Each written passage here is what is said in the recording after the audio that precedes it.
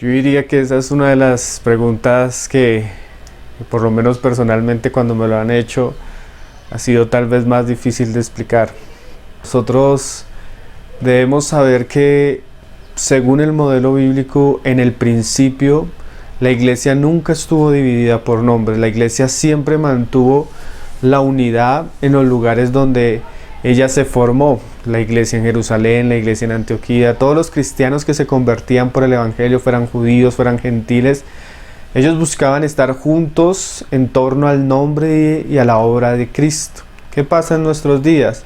En nuestros días ha sucedido algo trágico, ha sucedido algo que la Biblia denunciaba desde un comienzo, y es que la iglesia comenzó a dividirse a través de ministerios y a través de doctrinas y a través de ciertas verdades que, aunque son verdades en las escrituras, el énfasis en esa verdad hizo que cristianos se separaran los unos de los otros, tuvieran conflicto los unos con los otros, hasta hubiera persecuciones por eso. Pero en medio de ese ambiente tan hostil y tan contrario a las escrituras, nosotros queremos decir que, según el modelo bíblico, el único nombre que tomaba la iglesia en el primer siglo, la iglesia primitiva, era el nombre en el lugar donde ella vivía. La iglesia en Jerusalén, la iglesia en Antioquía, la iglesia en Éfeso, la iglesia en Esmirna, la iglesia en Tesalónica. Entonces, en nuestro tiempo la iglesia tiene muchos nombres, pero no son el nombre de la iglesia en el lugar donde ella vive, sino es el nombre en el énfasis o de un movimiento, o de una doctrina, o de un hombre. Cosas que la Biblia critica en 1 Corintios. Pablo le dice a los corintios que ellos estaban dividiendo, y unos decían que eran de Cefas, otros que eran de Apolos, otros que eran de Pablo.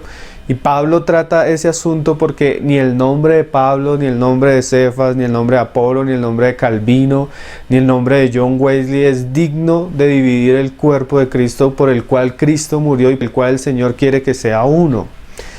Pablo mismo dice: ¿acaso Pedro murió por ustedes? ¿Acaso Pablo murió por ustedes? ¿Acaso fuisteis bautizados en el nombre de Pablo?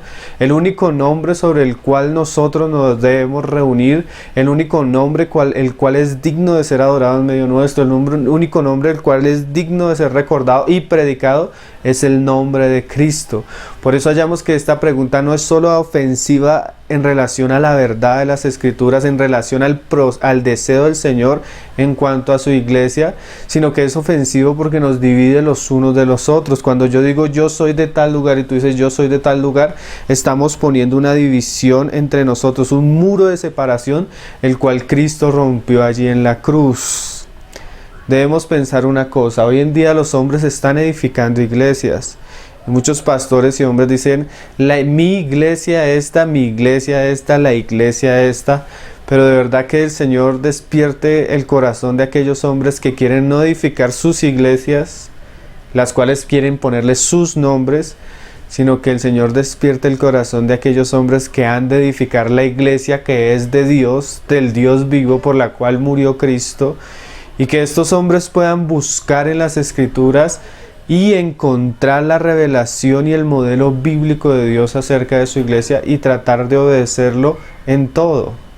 Entonces, nosotros no pertenecemos a ninguna denominación, no queremos pertenecer a ninguna denominación, buscamos la unidad, la comunión y el perseverar con todos aquellos que creen en Cristo, que predican a Cristo y que se conforman a las sanas escrituras claramente reveladas por los apóstoles y profetas del Nuevo Testamento.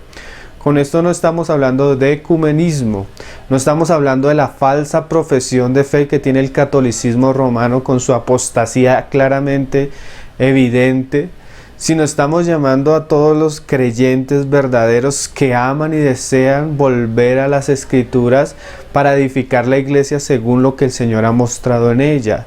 Un solo cuerpo, un solo espíritu, una sola fe, un solo bautismo, una sola unidad en torno a Cristo, en torno al nombre de Cristo y en torno a la predicación del Evangelio centrada en Cristo y crucificado. Entonces, amamos a todos los hermanos, recibimos a todos los hermanos, queremos cooperar para que la iglesia en cualquier lugar crezca, madure, sea edificada. Trabajamos cada día y oramos cada día por este asunto.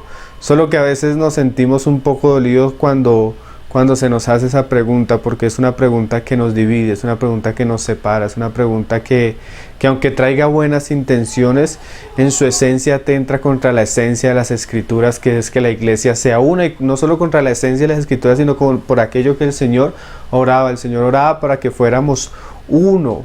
Y ciertamente una de las grandes tragedias, una de las cosas porque el Evangelio y la iglesia no prospera en nuestros tiempos en medio de esta generación, es porque el Señor dijo que un reino dividido no podía prosperar. Y hoy vemos la iglesia dividida en miles de denominaciones, siguiendo miles de ministerios y con miles de énfasis, cuando ha perdido la unidad, cuando ha perdido la verdad de las Escrituras y cuando ha perdido lo que el Señor quería en un principio. El Señor dijo que el hombre sensato es aquel que edifica sobre la roca, y la roca son las palabras de Cristo. Si la casa es edificada sobre la palabra de Cristo, la casa va a prevalecer frente a los ataques del maligno. Nosotros nos debemos preguntar si lo que nosotros estamos edificando se conforma a lo que Dios muestra en las Escrituras, si el nombre de mi denominación aparece en las Escrituras, si la voluntad de Dios para la iglesia en su propósito inicial y permanente es lo que nosotros estamos haciendo, o es lo que nosotros estamos edificando, o es en lo que nosotros estamos participando, o simplemente estamos edificando un monstruo amorfo contrario a las Escrituras, que atenta contra las Escrituras y que no es la esposa amada que Cristo quería desde un principio. El Señor nos lleva a reflexionar en este asunto, y el Señor pueda levantar en estos días verdaderos edificadores que trabajen en pro de edificar la esposa, la amada, para que cuando Él venga su iglesia esté preparada como una novia ataviada, sin mancha y sin arruga delante de Él.